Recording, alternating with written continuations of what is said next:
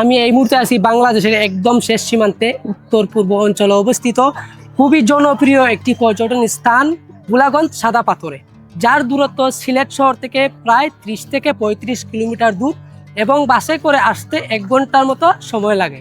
এই জায়গাটি কিন্তু আগে এতটুকু জনপ্রিয় ছিল না। 2010-এর শেষের দিক থেকে কিন্তু এই জায়গাটিতে পর্যটক আসা শুরু করে। বর্তমানে দেশের বিভিন্ন প্রান্ত থেকে এই জায়গাটিতে প্রত্যেকদিন শত শত মানুষ ভ্রমণ করতে আসে। আজকের এই ভিডিওতে আমি আপনাদেরকে সাদা পাথর ভ্রমণের পূর্ণাঙ্গ একটি ভ্রমণ গাইডলাইন শেয়ার করব। তারই পাশাপাশি শেয়ার করব কি করে খুবই অল্প টাকায় এই সাদা পাথর ভ্রমণ করে যাবেন।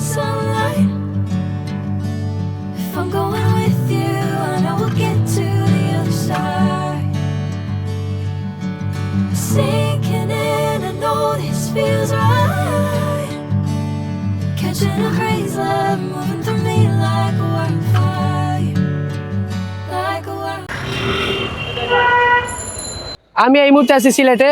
আপনি দেশের যেই প্রান্ত থেকে ভোলাগঞ্জ সাদা পাথর যান না কেন, আপনাকে সবার প্রথমে সিলেট আসতে হবে। আর বাস দিয়ে আসলে আপনাকে সবার প্রথমে সিলেট হুমায়ুন চত্বর বাস নামিয়ে দেবে। তারপর এখান থেকে আপনাকে যেতে হবে যেই জায়গা থেকে সাদা পাথরের বাস যায় সেই জায়গাতে। তো আমি এখন যে কোনো একটা রেস্টুরেন্ট থেকে সকালের নাস্তাটা সেরে নেব, তারপরে সাদা পাথরের বাসের উদ্দেশ্যে রওনা দেব। তারপর আমরা এই রেস্টুরেন্ট থেকে জনপ্রতি মাত্র 40 টাকা দিয়ে সকালের নাস্তাটা সেরে নেই। এবং আপনারা কিন্তু হুমায়ুন চত্বরের পাশেই এই ধরনের সিএনজি পেয়ে যাবেন। মাত্র জনপ্রতি 30 টাকা দিয়ে আপনারা আম্বরখানা চলে যাবেন এই সিএনজি গুলো দিয়ে।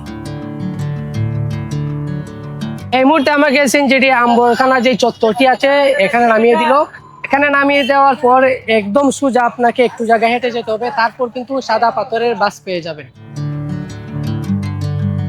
আম্বরখানা থেকে কিছুটা পথ সামনে আসলে আপনারা এরকম বিআরটিসি বাস পেয়ে যাবেন। এগুলা কিন্তু প্রত্যেক দিন সাদা পাথর যায়। আর জনপ্রতি টিকিট হলো 75 টাকা করে। এই যে আমরা দুইজন 150 টাকা দিয়ে একটি টিকিট কেটেছি, আর সিটটা নিয়েছি একদম উপরের দিকে। তো আশা করতেছি যেতে যেতে সিলেটের সুন্দর সুন্দর পাহাড়ের দৃশ্যগুলো আমরা আপনাদেরকে দেখাতে পারবো।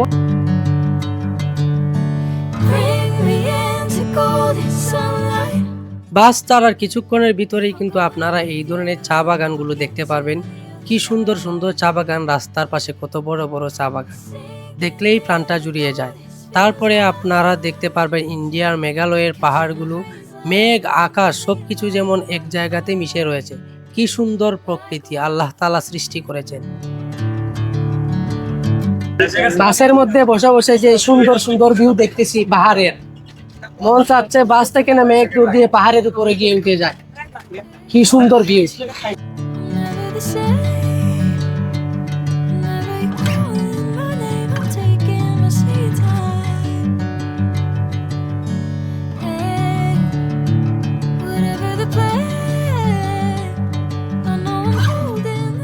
এই মুহূর্তে চলে আসলাম জাফলং বাজারে।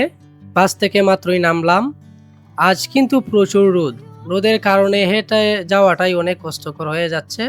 আর এটা হলো ভোলাগঞ্জ বাস স্ট্যান্ড। আর এখন পর্যন্ত আমাদের কোনো কিছু খাওয়া হয় নাই। এখন যাব দুপুরের খাবার খাওয়ার জন্য।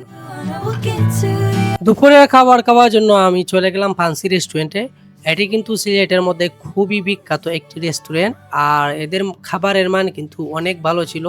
এবং শুক্রবার হওয়াতে এখানে কিন্তু অনেক পর্যটক ছিল, আর রেস্টুরেন্টে অনেক মানুষের ভিড় ছিল।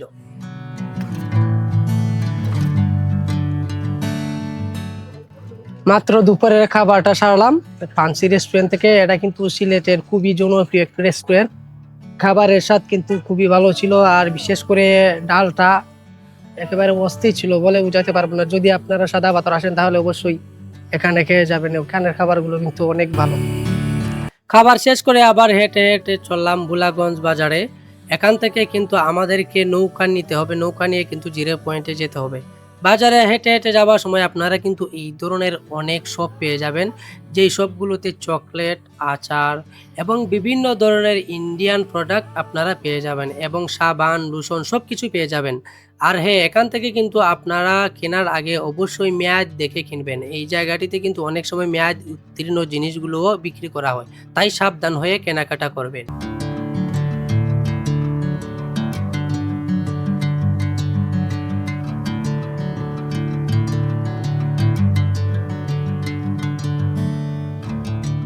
নৌকা ঘাটে এসে আরেকটা ঝামেলা, এখানে কিন্তু প্রত্যেকটা নৌকাতে 8 জন করে নেয়। কম হলেও যায় না, বেশি করে হলেও যায় না, কিন্তু আপনি রিজার্ভ নিতে পারবেন। মনে করেন 4 জন আসছেন, 8 জনের টাকা দিয়ে নিতে পারবেন। প্রত্যেক জনে 100 টাকা করে, 8 জনে 800 টাকা। বলতেছি আমরা 7 জন হয়েছি, 7 জনে 800 টাকা দিয়ে একটি নৌকা রিজার্ভ নিলাম। তারপর মাঝি ভাই আমাদের নৌকাটি ছেড়ে দিল ভোলাগঞ্জের 0 পয়েন্টের উদ্দেশ্যে। চারিদিকে স্বচ্ছ নদীর পানি, দূরে সবুজ পাহাড় আর মন ছুঁয়ে যাওয়ার মতো শান্ত পরিবেশ। প্রতিটি মুহূর্ত যেন নতুন এক অনুভূতি এনে দিচ্ছে। নদীর বুকে নৌকার ধীরগতির এই ভ্রমণ সত্যি অন্যরকম এক অভিজ্ঞতা। আর কিছুক্ষণের মধ্যেই আমরা পৌঁছে যাব সেই বিখ্যাত 0 পয়েন্টে, যেখানে বাংলাদেশের সীমান্ত আর প্রকৃতির অসাধারণ সৌন্দর্য একসাথে ধরা দেয়। অবশেষে চলে আসলাম জাফলং 0 পয়েন্টে। এই যে সামনেই দেখা যাচ্ছে, নৌকা থেকে মাত্র নামলাম।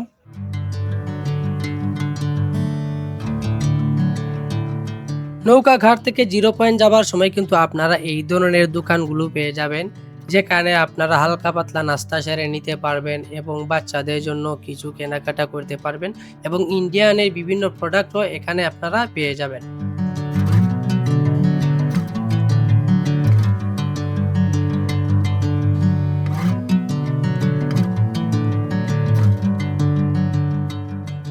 অবশেষে চলে আসলাম ভোলাগঞ্জ 0 পয়েন্টে।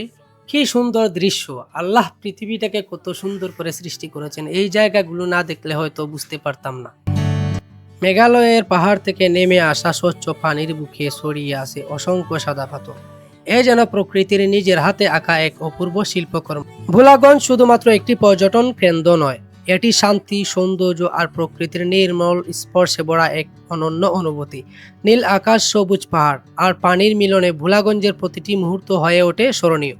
যারা প্রকৃতিকে খুব কাছ থেকে অনুভব করতে চান, তাদের জন্য ভোলাগঞ্জ সাদা পাথর এক স্বপ্নের গন্তব্য। একবার এলে শুধু ছবি নয়, সঙ্গে করে নিয়ে যাবেন অসংখ্য সুন্দর স্মৃতি আর প্রকৃতির প্রতি নতুন ভালোবাসা। একসময় এই এলাকা মূলত পাথর উত্তোলনের জন্য পরিচিত ছিল। সময়ের সঙ্গে সঙ্গে এর অপরূপ সৌন্দর্য কথা ছড়িয়ে পড়ে, আর ধীরে ধীরে এটি দেশের অন্যতম পর্যটন স্থানে পরিণত হয়। এখানে দেশের বিভিন্ন প্রান্ত থেকে হাজার জন মানুষ এই সৌন্দর্য উপভোগ করতে আসে। তাই আমি আপনাদেরকে আমার এই ভিডিওর মাধ্যমে এই সাদা পাথরের সৌন্দর্য তুলে ধরার চেষ্টা করলাম। ভিডিওটি ভালো লেগে থাকলে অবশ্যই আমার চ্যানেলটি সাবস্ক্রাইব করে এবং ফলো করে রাখবেন।